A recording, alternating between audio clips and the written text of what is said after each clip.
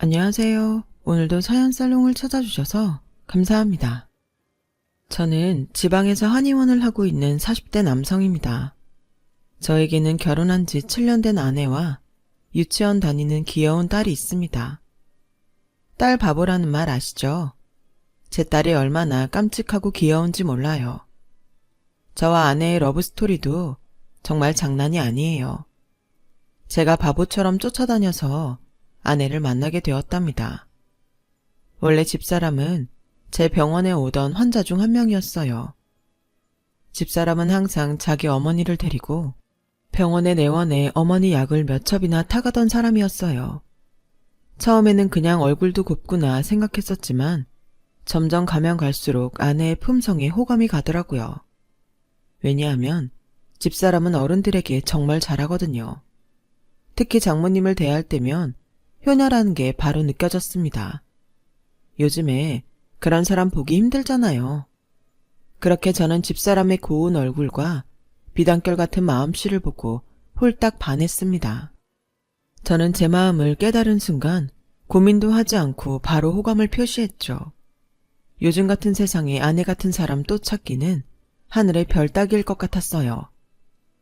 지영씨, 혹시 주말에 커피 한잔 하실래요? 아니요, 괜찮아요. 저 커피 안 좋아해요.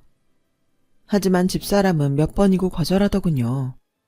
그러다가 우연히 비가 오는 날 차를 끌고 퇴근하는데 우산도 없이 어느 가게 입구 앞에서 발만 동동거리고 있던 아내를 발견했습니다. 저는 절호의 기회다 생각하고 차에서 내려 아내에게 아는 척을 했어요. 제가 집까지 태워다 드릴게요. 타세요. 괜찮아요. 그냥 가세요. 그러다 비가 너무 거세게 내리자 아내는 제 차에 동승하게 되었어요. 아내의 집은 저희 집과 그리 멀지 않았어요. 제가 솔직하게 아내에게 물었죠. 혹시 제가 너무 부담스러우신가요? 아니요. 그게 원장님이 문제가 아니고요. 자기는 연애할 생각도 없고 더군다나 결혼 생각은 더더욱 없다고 했습니다. 솔직히 이렇게 말하면 포기해야 하잖아요. 그런데 몇 마디 나누고 나니 아내에게 더 푹 빠져들고 말았어요. 저는 당연히 아내를 설득했고요.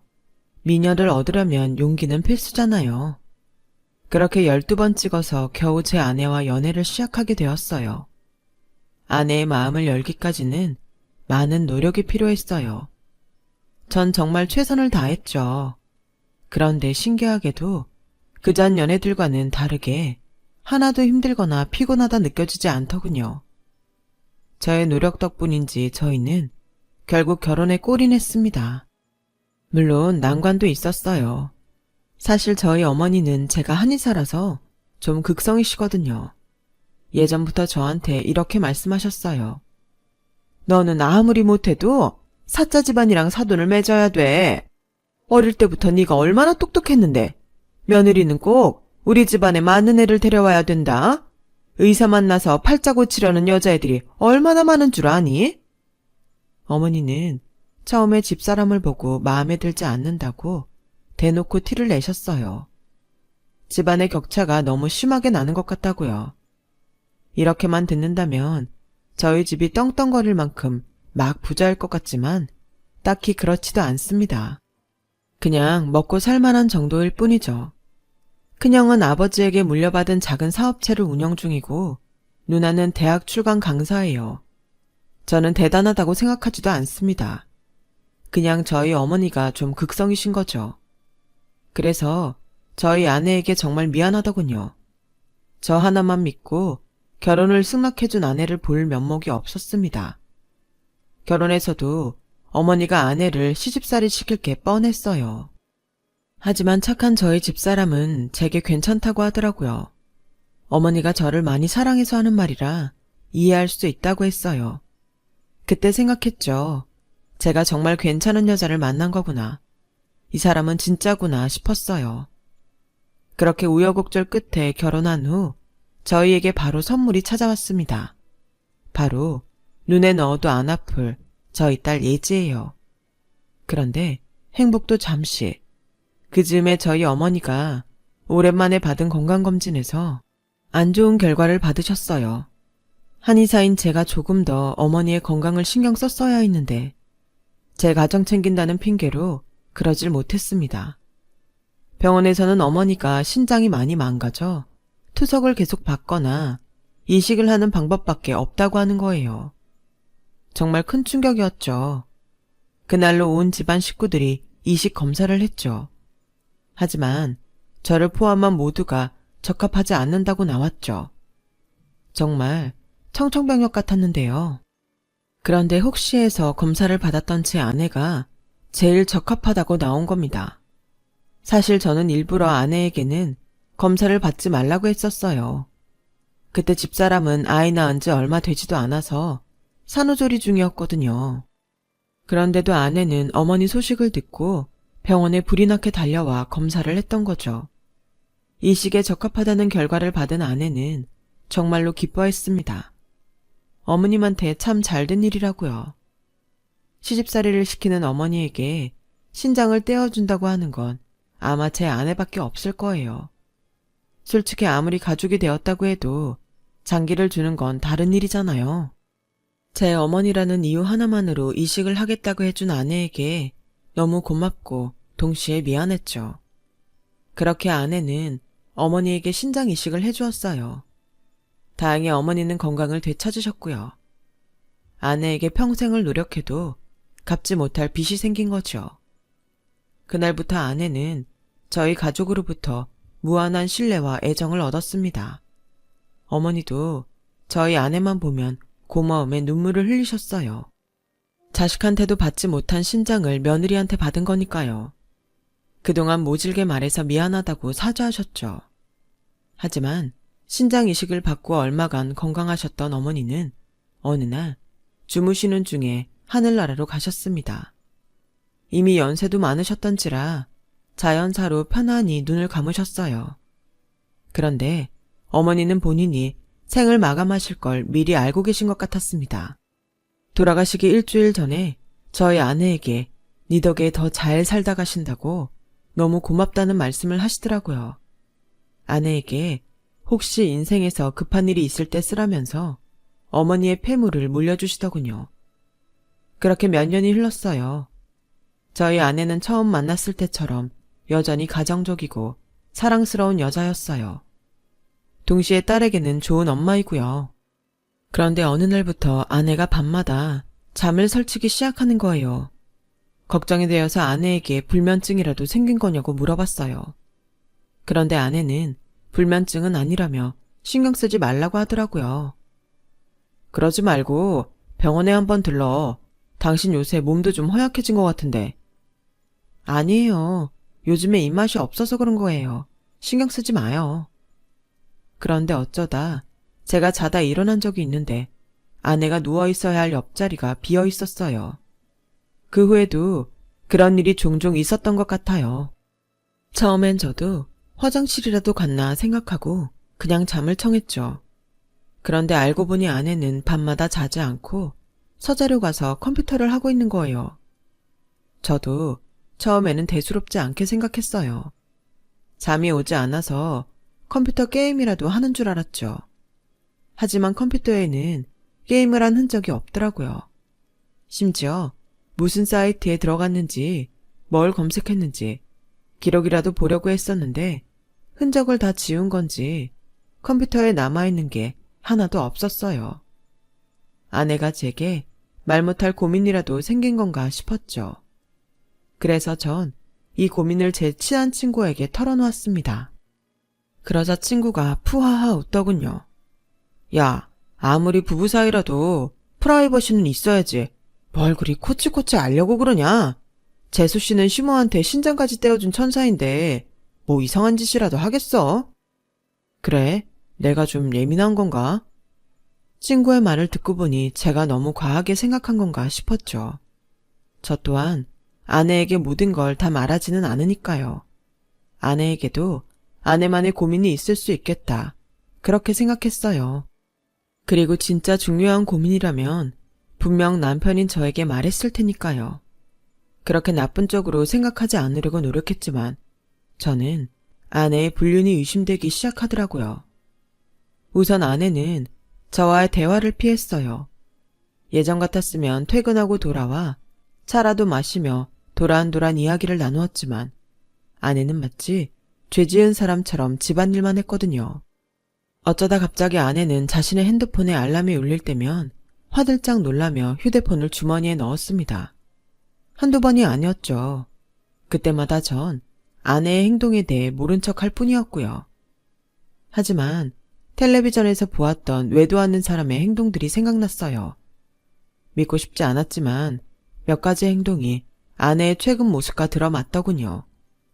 그리고 솔직히 제 아내가 이제 나이는 좀 들었지만 밖에 나가면 여전히 미인이라는 소리를 듣습니다. 그때쯤 하필 아내의 바깥 출입이 잦아졌었어요. 생전 집안일과 저랑 딸밖에 모르는 사람이 밖으로 돌았거든요. 주말에도 친구와 모임이 있다는 핑계로 밤늦게 왔죠. 결국 저는 반신반의하는 마음으로 아내의 행적을 감시하기로 결심했어요. 한편으로는 제 어머니에게 신장 이식까지 해준 아내를 의심한다는 것 자체가 너무 미안하고 양심에 찔렸지만 이대로 저 혼자 끙끙 앓고 있을 수만도 없는 노릇이었어요. 저는 먼저 아내가 자주 입는 코트부터 뒤져봤는데 아무것도 나오지 않더군요. 그 다음에는 아내 가방을 뒤져야겠다는 생각이 들었습니다. 아내가 요리하는 틈을 타서 가방을 열어보았죠. 역시나 아무것도 나오지 않았어요. 그러다 며칠 후 저는 아내가 부쩍 화장대에서 시간을 많이 보낸다는 걸 깨달았어요. 보통 남자들은 여자 화장대를 쓸 일이 없으니까 그곳에 뭔가 있을 것 같다는 직감이 들었죠.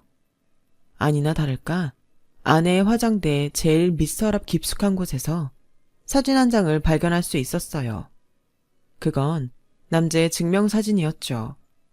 사진 속 남자는 되게 앳돼 보였고 끽해봐야 대학생일 것 같았어요. 마음속에 불화산이 생긴 것처럼 부글부글 끓더군요. 어떤 놈인지 모르지만 잡으면 죽여버리고 싶었어요. 분명 제 착한 아내를 구슬려 나쁜 짓을 하게 만든 남자 제비일 거라는 생각이에요. 그렇게 한동안 저는 아내의 일과를 눈여겨본 결과 매주 주말마다 아내가 어디론가 가는 걸 알게 되었어요. 딸아이까지 다른 데 맡겨두고요. 결정적으로 아내가 결혼 전부터 가지고 있던 통장에서 돈이 인출된 흔적과 어머니께서 물려주셨던 반지나 목걸이들도 없어진 것들이 있더군요. 이쯤 되니 반박할 여지도 없이 불륜이 확실하다 싶더군요. 그것도 한참 있는 어린 제비랑 말이죠. 저는 비슷한 경험이 있는 친구에게 이 사실을 털어놓았는데요. 그 친구의 아내도 어린 제비한테 빠져서 몸과 마음을 물론 살던 집까지 싹싹 털렸습니다. 그런데 사람 사는 일이 참 웃긴 게 제 친구는 그런 일을 겪었는데도 이혼 안 하고 잘만 살고 있습니다. 살다 보니 그렇게 된대요. 자식도 있고 아무튼 그렇다고 하더군요. 사실 저도 아내가 불륜을 저질렀어도 이혼을 해야 할지는 잘 모르겠더라고요. 딸아이 생각과 동시에 돌아가신 어머니 생각까지 났거든요. 결국 저는 아내 모르게 아내의 내연남을 조용히 만나 해결하는 게 제일 낫다고 생각했죠. 조용히 아내와 헤어져 달라고 부탁할 생각이었어요. 물질적인 걸 요구하면 들어주고서라도요. 그러려면 그 남자에 대해 알아봐야 했죠. 결국 저는 집사람의 가방 속에 소형 녹음기를 설치하게 되었어요. 그러고는 아내가 내연남을 만나러 가는 주말을 기다렸어요. 속이 타들어가 아내와 같이 있기도 싫더군요.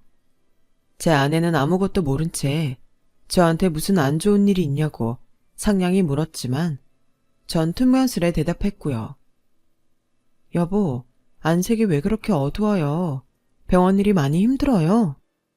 먹고 사는 일이 다 그렇지 뭐. 들어가서 잘게. 그리고 그렇게 기다리던 주말이 왔어요. 저는 아내가 외출해서 돌아오고 잠에 들자마자 가방에 있던 녹음기에 녹음된 내용을 확인했습니다. 손이 덜덜 떨리고 심장이 터질 것 같았어요. 집을 나선 아내는 버스를 타고 꽤 멀리 가는 것 같았어요. 버스 안내음 소리가 들렸거든요. 그러다 사람이 좀 있는 시내에서 내리는 것 같더군요. 그리고는 어느 카페에 들어갔습니다. 종업원의 인사소리가 들렸어요. 그리곤 이내 오셨어요? 목소리를 들어보니 나이대가 사진 속 그 어린 남자가 맞는 것 같았어요. 남자는 제 아내에게 반갑게 인사하더군요. 둘은 내연남이 입고 온 과 점퍼 얘기를 했어요. 나이가 어릴 것 같다고 예상은 했지만 멀쩡히 대학 다니는 학생일 줄은 몰랐습니다. 녹음기의 내용을 들어보니 그들은 겉으로 연인 사이 티를 내지 않는 것 같았어요. 서로를 부르는 호칭도 없는 듯 했죠. 애정 표현은 아직 하지 않더군요. 하지만 나이 차이 많이 나는 불륜관계들은 밖에서 연인 티를 내지 않는다는 건 익히 들어 알고 있었습니다. 저는 충격에 녹음을 더 듣지 못하고 멈춘 후 집 밖을 뛰쳐나가 포장마차에서 깡소주를 연거푸 마셨어요. 원래 술을 잘 먹지 못하는 체질인데 무리하다 보니 주량을 넘기고 말았는데 그리고 전 생전 처음으로 옆자리 사람들과 시비가 붙어 몸싸움을 벌이게 되었죠. 정신을 차려보니 경찰서더군요. 경찰이 제 보호자인 아내에게 연락을 했고 곧이어 아내가 경찰서에 왔어요. 아내는 술에 취한 절 무척 걱정했어요. 하지만 전 아내의 손길을 뿌리쳤죠. 그런데 저와 싸운 사람이 아내와 아는 사이가 아니겠어요? 정말 죄송합니다. 이이가 원래 술을 잘 마시는 사람이 아닌데 요즘 힘든 일이 있는 것 같아요. 정말 죄송합니다. 아이, 나 참. 됐어요. 사모님 남편분인 줄 몰랐네요. 서로 피차 다친 데도 없으니까 그냥 집에 가면 될 것 같아요. 아내는 제게 그 남자가 부동산 사무실을 하는 동네 이웃이라고 하더군요. 손님 몇 명을 소개해줬다고 했어요. 하지만 아내의 불륜을 알고 있는 마당에 그게 곱게 들리진 않았어요. 당신은 참 남자를 좋아하나 봐. 뭔 짓을 했길래 그놈이 그냥 가? 그게 무슨 소리예요. 당신 술을 너무 많이 먹었어요. 그리고 다음날 저는 숙취에 시달리며 다시 녹음을 틀었어요. 그런데 제 아내가 정말 충격적인 말을 뱉는 게 아닙니까? 아내는 앞에 앉은 남자에게 다정하게 말을 건넸어요. 아들, 요즘 잘 지내고 있어? 제 귀가 잘못된 것이 아니라면 분명 아내는 그 남자에게 아들이라고 말한 게 분명했죠. 내연남의 정체는 바로 제 아내의 자식인 것 같았어요. 그 뒤 대화 내용은 대충 이랬습니다. 아들, 자취방 마련했어? 네, 엄마 덕분에 방 잘 마련했어요. 이렇게 안 해주셔도 되는데 정말 감사해요. 엄마인데 당연히 해줘야지. 그동안 친구들 집 전전하느라 고생한 거 생각하면 엄마 마음이 정말... 엄마가 늦게 도와줘서 엄마가 너무 미안해. 감사합니다. 용돈 필요하면 더 말하고 엄마가 힘 닿는 데까지 우리 아들 뒷바라지 해줄 거야. 걱정 마. 아내는 인출한 돈과 보석을 판 돈을 자기 아들에게 준 거였죠. 녹음 내용을 한 번 듣고 나서 숙취 때문에 잘못 들은 건가 싶어서 몇 번이나 다시 들었습니다. 하지만 틀림이 없었죠. 둘은 모자지간이었어요. 그제서야 다시 생각해보니 아내가 가지고 있던 사진 속 남자가 아내를 많이 닮았더라고요. 그런데 아내 나이에 대학생 아들이라뇨. 아무리 계산기를 두드려봐도 아내는 미성년자일 때 임신을 한 거였어요. 연애도 관심 없고 결혼도 싫다며 저를 밀어낼 땐 언제고, 솔직히 저는 아내의 그런 신중한 모습을 보고 요즘에 이런 여자가 어디 있을까 싶어서 더 매달렸었거든요. 그리고 그런 이유로 아내를 만나고 결혼 후 지금까지 아내를 정말 존중하고 많이 아꼈습니다. 그런데 미성년자 때 임신이라뇨. 일반적으로 학교 착실하게 다니고 성실한 학생한테 그런 일이 생기나요? 보통 학교도 제대로 안 다니고 학생들 괴롭히는 양아치 같은 학생들한테나 생기는 일 아닙니까? 아내한테 감쪽같이 속았다 싶더군요. 어쩌면 처음부터 작정하고 저한테 접근한 게 아닐까 하는 생각도 들었고요. 돌아가신 어머니의 말씀대로 의사랑 결혼해서 팔자 고치려는 여자들 중에 한 명한테 제가 걸려서 넘어간 거였구나 싶었어요. 정말 놀 만큼 다 놀아본 여자가 어리숙한 저를 속이는 건 일도 아니었을 테니까요. 제가 알고 있던 상냥하고 조신한 효녀 이미지까지 전부 다 아내가 만들어낸 가짜였을지도 모른다는 생각에 배신감으로 치가 떨리더군요. 그리고 처녀 때 자기가 일해서 모아놓았던 돈도 있었지만 제가 뼈 빠지게 일해서 번 돈도 포함이 된 돈과 돌아가신 어머니가 주신 폐물판 돈으로 남의 아들 힘 닿는 데까지 뒷바라지 하겠다뇨. 누구 마음대로요. 그동안은 어머니도 살아계시니 들키면 뒷감당 못할 것 같아 조용히 살았던 것 같았습니다. 하지만 이제 어머니 돌아가시고 나니 이때다 싶어 조금씩 재산을 빼돌리려는 거겠죠. 녹음을 듣기 전까지는 정말 아내가 불륜이 아니기를 빌었어요. 그런데 이제 아이러니하게도 불륜이었으면 정말 좋았을 텐데 싶더군요. 차라리 불륜이면 친구 녀석처럼 나만 좀 괴롭고 참아 넘길 수 있었을 텐데요. 딸애한테 이복 오빠가 생기는 건 차원이 다른 문제지 않습니까? 그리고 이제는 어떻게 살아왔는지 알 수도 없는 여자에게 제 딸을 맡길 수 없다는 생각도 들었습니다. 저는 며칠 동안 어디 말도 못하고 끙끙 앓으며 고민했습니다. 하지만 결국 이혼은 불가피하다는 결정을 냈죠. 저는 딸애가 너무 어리니 일단 이혼 사실을 숨기고 아내는 멀리 유학을 갔다고 거짓말을 해야겠다고 생각했죠. 그러려면 아내가 조용히 이혼을 받아들이고 거짓말에 협조해야 했습니다. 며칠 후 주말, 저는 딸애를 누나 집에 맡겼어요. 누나에게는 아무런 사실도 말하지 않았죠. 그리고 아내에게 할 말이 있다고 했어요. 우리 이혼하자. 여보, 그게 갑자기 무슨 말이에요? 여자라도 생긴 거예요? 전 아내의 말에 헛웃음이 나왔습니다.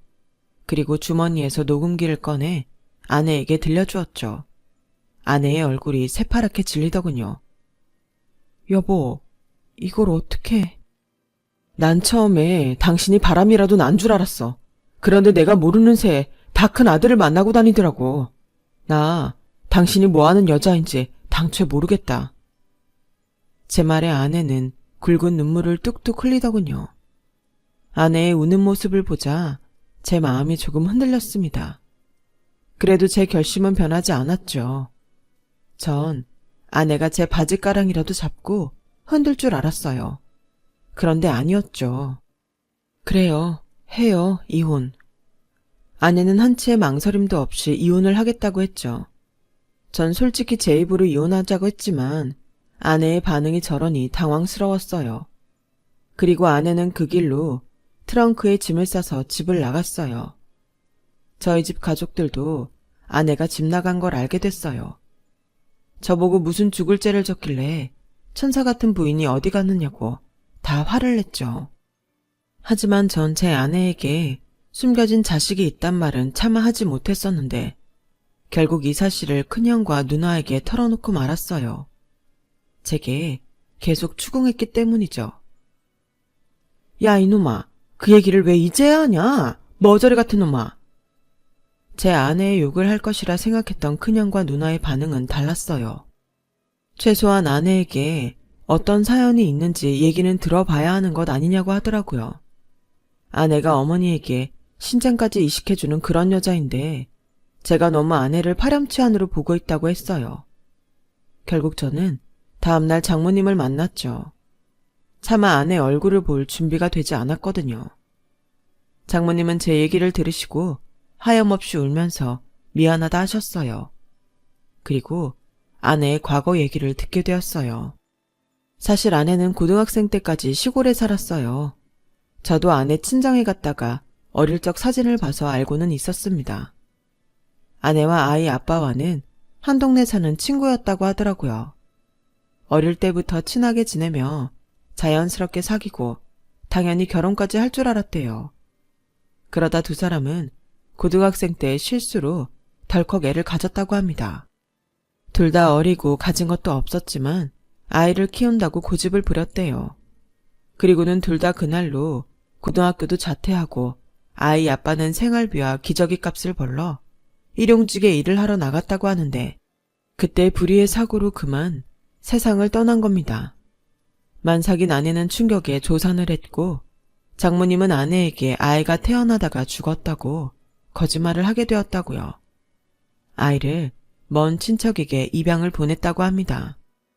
장모님 딴에는 아내를 위해서 최선의 선택을 하신 거라더군요. 딸이 미혼모로 사는 꼴을 죽어도 못 보겠다고요. 그렇게 아내는 아이가 죽은 줄로만 알고 20년 가까이 살았다고 해요. 장모님은 간간히 친척을 통해 아이 소식을 들었고요. 그런데 애가 그 집에 가서 잘 지낸 건 아니었나 봐요. 입양을 가자마자 그 집에 자식이 생긴 거죠. 그날로 찬밥 신세로 컸다고 하는데 그러다 고등학생 때 우연히 가족들이 하는 얘기를 듣고 친엄마인 아내를 수소문에 찾아왔다고 하더군요.